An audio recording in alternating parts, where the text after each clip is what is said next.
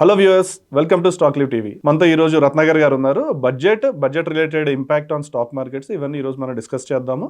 Hello Ratnakar గారు. Hello sir, బడ్జెట్లో చాలా మంది ఎక్కువ పర్సనల్ టాక్సేషన్ గురించి చాలా డిస్కషన్ జరిగింది, చాలా క్వశ్చన్స్ వచ్చాయి, క్లారిఫికేషన్స్ వచ్చాయి. But other than personal tax చాలా ఇండస్ట్రీస్ ఇంపాక్ట్ అయ్యాయి. మన స్టాక్ మార్కెట్ రిలేటెడ్గా మనం మాట్లాడుకుంటున్నాం కాబట్టి చాలా ఇండస్ట్రీస్ కూడా చాలా బూస్టప్ చేసే డెసిషన్స్ తీసుకున్నారు ఈ బడ్జెట్లో. సో మీరు ఒకసారి కొంచెం డీటెయిల్డ్గా మా వ్యూవర్స్ కోసం చెప్పండి సార్. ఓకే, మీరు finance ministry one of the main headline చూస్తే గ్యాన్ అని ఒకటి పెట్టింది. Gyan, okay. What is Gyan? G is for garib, okay. Y for youth, okay. A for annadata, N for improving people's life. Actually that's what they were looking at. Okay, okay. మీరు previous budget చూస్తుంటే employment generation మీద చాలా focus చేశారు. And that మీరు ఒక విషయం గుర్తుపెట్టుకోవాలి, budget ఏదైనా సరే బడ్జెట్ వచ్చిన year other than tax related impacts, దాని ఇంపాక్ట్ 2-3 years తర్వాత ఉంటుంది. అవును, అవును. మోస్ట్ ఆఫ్ ద అనలిస్ట్ మీరు చెప్పుకుంటే 4 years back when they brought down corporate tax from 34% to 25%, అంటే 22% సర్చార్జ్ అండ్ ఇది చూసుకుంటే, ఓకే. దాని మూలంగా వాళ్ళు ఏం చెప్పారంటే earning per share, EPS per company, ఎందుకంటే ప్రాఫిట్ ప్యాట్ మీద ఉంటుంది కదా, has tremendously given an impact.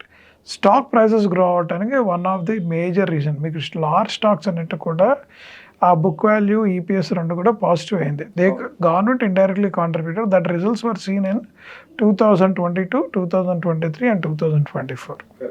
And it is continue to grow. Now దానికి ఒక బేస్ ఎఫెక్ట్ వచ్చేసింది. Whatever has to be done, it has been done. Now the second focus what they were looking is ఎంఎస్ఎంఈస్ని improve చేద్దాం. మీరు ఈ బడ్జెట్లో చూస్తే lot of thrust was on the ఎంఎస్ఎంఈస్. కరెక్ట్. వాళ్ళు అబ్జర్వ్ చేసింది ఏంటంటే ఇండియన్ జీడిపి గ్రోత్కి, ఎందుకంటే లార్జ్ కార్పొరేట్ బేస్ ఎఫెక్ట్ రావటం వలన ఇండియా జీడిపి గ్రో అవ్వాలంటే MSME is the second largest industry which has to be catered అని చెప్పేసి వాళ్ళకి చాలా బూస్టర్స్ ఇచ్చారు. అవును sir. And they also increase the what is medium enterprise, what is small enterprise, what is large enterprise, that is wine.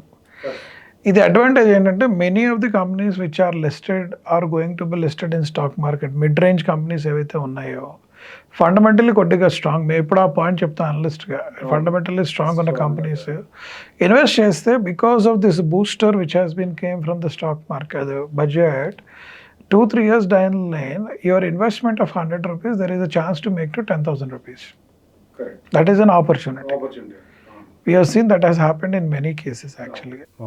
So మీరు నేను ఏమంటున్నానంటే ఈ మిడ్ అండ్ స్మాల్ స్టాక్స్ ఏవైతే ఉన్నాయో where turn over is less than 500 crores, వాళ్ళకి credit guarantee schemes ఏవైతే implement చేశారో that will do well. Correct. Second మీరు చూస్తుంటే అన్నదాత గురించి అగ్రికల్చర్ ఏరియాలో కిసాన్ క్రెడిట్ కార్డ్స్ తీసుకొచ్చారు. అన్నదాత నెక్స్ట్ లెవెల్ ఎలివేషన్ చేయడానికి చేశారు. ఇవన్నీ సీడ్ రిలేటెడ్, కావేరీ సీడ్స్ మనం చూస్తుంటాం, Ajanta seeds or whatever it, ఈ సీడ్ స్టాక్స్ కన్నిటికి కూడా next year they are going to have a big booster dose. Yes, ఎందుకంటే వాళ్ళ దగ్గర నుంచి ఎక్కువ పర్చేస్ చేస్తారు, వాల్యూమ్ విల్ గ్రో. సెకండ్ మీరు చూస్తుంటే they are saying India has to become self sustain. 2 areasలో ఫోకస్ చేశారు. ఒకటేమో తూర్దాలు ఉరద్దాలు అంటే పల్సెస్ మీద ఫోకస్ చేశారు, రెండోది కాటన్ అండ్ టెక్స్టైల్స్ మీద ఫోకస్ చేశారు. ఇది కాటన్ టెక్స్టైల్స్ ఏమవుతుందంటే మీకు impact 3rd year 4th yearలో textile ఇండస్ట్రీకి సంబంధించింది బాగా ఉంటుంది. ఈ first 2 years agri seed related companies will do well యాక్చువల్గా. ఓకే. సో మీరు ఆ స్టాక్స్ని చూస్ చేసుకుంటే ఇట్ విల్ డూ వండర్స్. అంటే పేషెన్స్ ఉండాలి.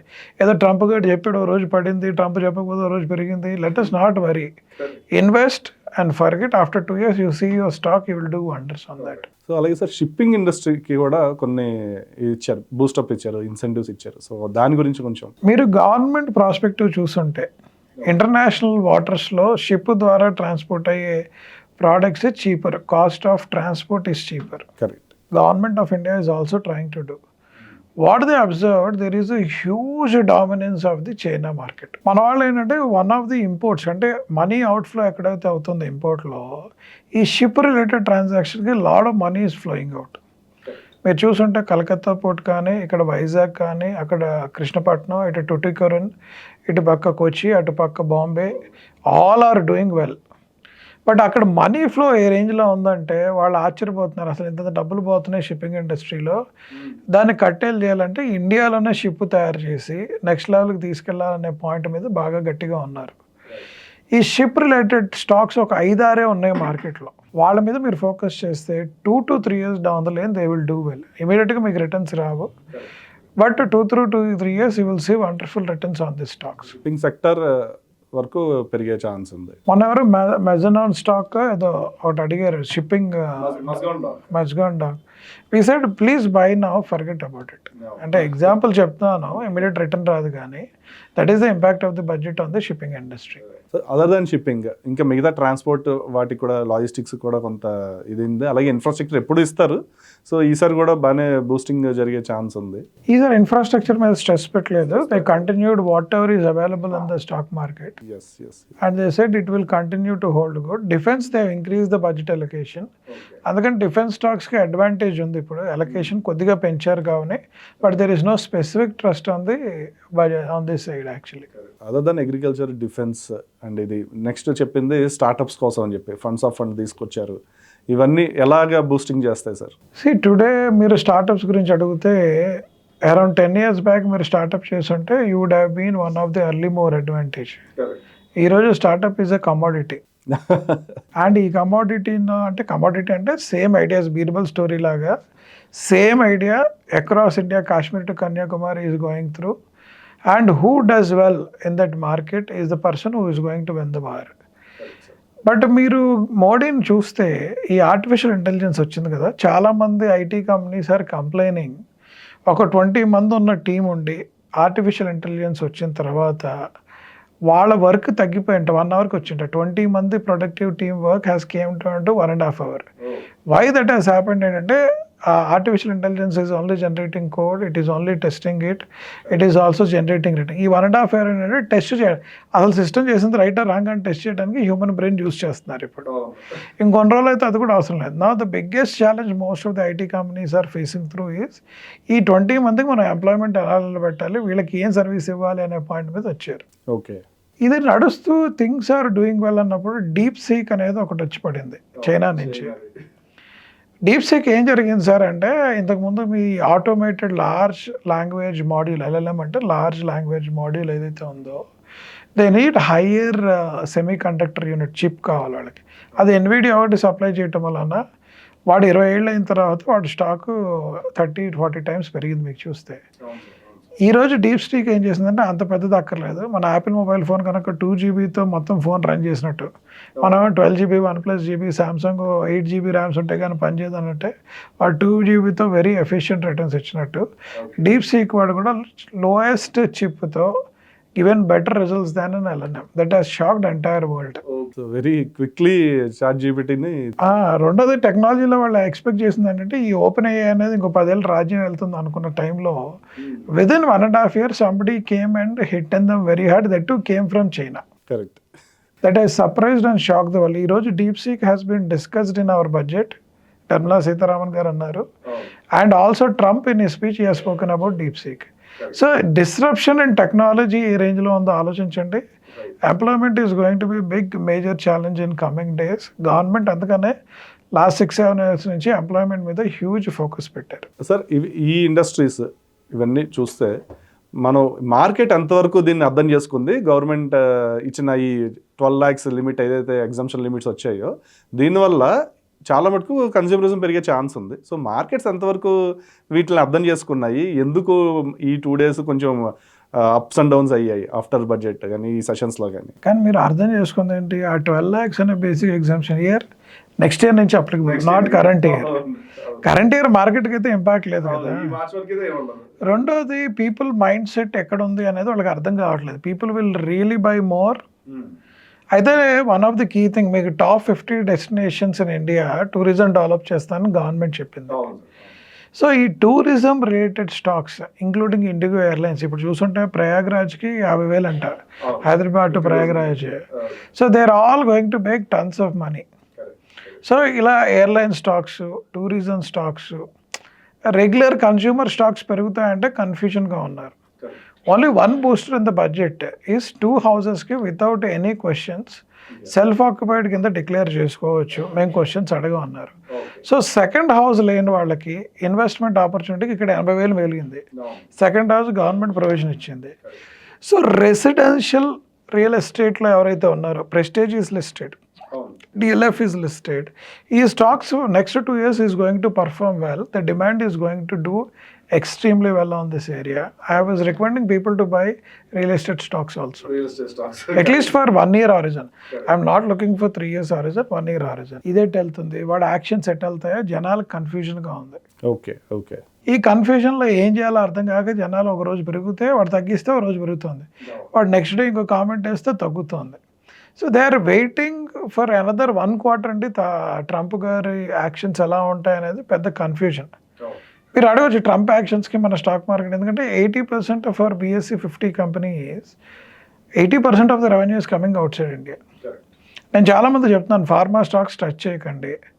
ఆడ ఏదో రోజు ఫార్మా స్టాక్కి తారీఫ్ అనగానే డాక్టర్ రెడ్డిస్ నుంచి అన్ని డగ్ అని పడిపోతాయి. ఈ రోజు స్పెక్యులేటివ్ మోడ్లో ఉన్నాయి. ఈవెన్ లారెస్ లా which has done well, somebody wanted to book a profit, I'm asking to book the profit and get out.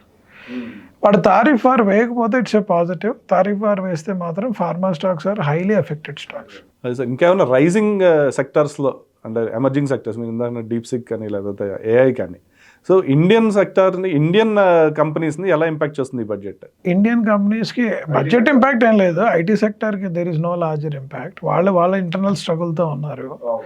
మీరు అబ్జర్వ్ చేయాల్సింది ఏంటంటే ఒక ఆజాద్ ఇంజనీరింగ్ అనే హైదరాబాద్ బేస్డ్ కంపెనీ డిఫెన్స్లో ఉన్నది, సచిన్ టెండూల్కర్ ఇన్వెస్ట్ చేశారంట. It got invested and it got in to stock market, it was a super duper success. మీరు observe చేయండి ఏంటంటే 3 కంపెనీస్ నేను చెప్తాను. 2 డ్రోన్ కంపెనీస్ వచ్చాయి, ద్రోణాచార్య అని, ఇంకోటి ఏదో కంపెనీ వచ్చింది which came in, third is this company. ఈ డిఫెన్స్ సంబంధించిన స్టాక్స్ ఎవరైతే ఐడెంటిఫై చేసి రైట్ టైంలో మార్కెట్ వచ్చాయో they all done well. Current the focus is on electronic industry. We don't want to depend on electronics on US. And government ఏముంది, electronic ఇండస్ట్రీని నేను పెంపొందిస్తాను, out side the country ఎవరైనా electronic ఇండస్ట్రీకి వచ్చి consulting చేస్తే వాళ్ళకి TDSలో ఉండవు, వాళ్ళకి బెనిఫిట్స్ ఇస్తాము అని చెప్తున్నారు చూసారా. ఈ ఎలక్ట్రానిక్ రిలేటెడ్ స్టాక్స్ ఏవైతే ఉన్నాయో వాళ్ళందరికీ ఇది big booster, who are supplying electronic components, electronic this thing. ఎందుకంటే most of the electronics today 60 to 70% components they dependent on China. వీళ్ళందరికీ బ్యాక్వర్డ్ ఇంటిగ్రేషన్ చేసుకునే అవకాశం ఉంది. That will be very very positive impact. So బడ్జెట్లో అంటే కొన్ని sectors మనం ఆలోచిస్తే electronic industry is going to do well. Small and mid size stocks less than 500 crores ఉన్న కంపెనీస్ అన్ని కూడా because of the MSME threshold they are going to do well. అన్నదాత కోసం గవర్నమెంట్ చేసిన lot of transactions, seed industry సంబంధించినవి, agri related stocks కూడా they are going to do well. They are certain pockets అంటే అగ్రీలో people have to watch out definitely.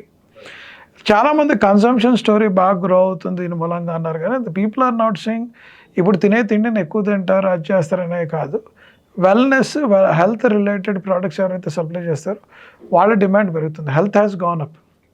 And రీసెంట్గా చాలామంది heroes interview చేసినప్పుడు ఎవడు తాగట్లేదు, ఎవడు సిగరెట్ తినట్లేదు. That's a positive thing. They are in propagating that. So they are saying health is wealth and వెల్నెస్లో బాగా పెరిగే అవకాశం, that consumption will go in that segment. యాక్చువల్గా మీరు చూసుంటే మీకు అర్థమైంది కదా. అండ్ స్కిల్లింగ్ రిలేటెడ్ ట్రాన్సాక్షన్స్ ఏవైతే చేస్తున్నారో they are going to do well. This is the right time. Next 5 years it is a good inflection point for investment. చూసారు కదా వ్యూవర్స్, రత్నాకర్ గారి ఇన్సైట్స్ ఈ ప్రెజెంట్ బడ్జెట్ మీద ఎలా స్టాక్ మార్కెట్ మీద impact పడుతుంది, ఏ సెక్టార్స్ని ఎలా ఇంపాక్ట్ చేస్తుంది అనేది కూడా మనం డీటెయిల్ తెలుసుకున్నాం. ఏ స్టాక్ నేమ్స్ అయితే మేము దీంట్లో డిస్కస్ చేసామో అవన్నీ ఎడ్యుకేషన్ పర్పసే, it's not a recommendation. So మీరు ఇన్వెస్ట్మెంట్ డెసిషన్ తీసుకునేటప్పుడు మీ అడ్వైజర్తో మాట్లాడి తీసుకోండి. ఇలాంటి మరిన్ని ఇన్సైట్స్ కోసం స్టాక్లకు సబ్స్క్రైబ్ చేయండి. Thank you so much.